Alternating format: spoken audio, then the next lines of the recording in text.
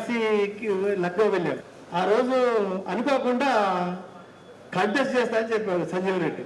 అప్పటి వరకు మాకు ఐడియా అక్కడ, ఎందుకంటే మనం నాన్ లోకల్, అక్కడ ముందర గ్రౌండ్ వర్క్ కూడా ఏం తయారు చేయలేదు, ఎవరు ఓటేస్తారో తెలియదు.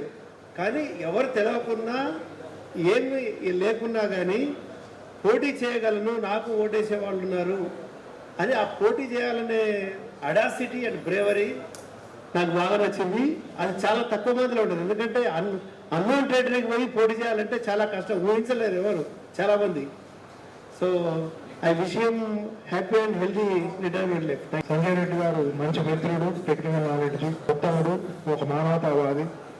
ఆయన మిగిలిన జీవితం ఆరోగ్యాలతో సంతోషంగా గడపాలని కోరుకుంటూ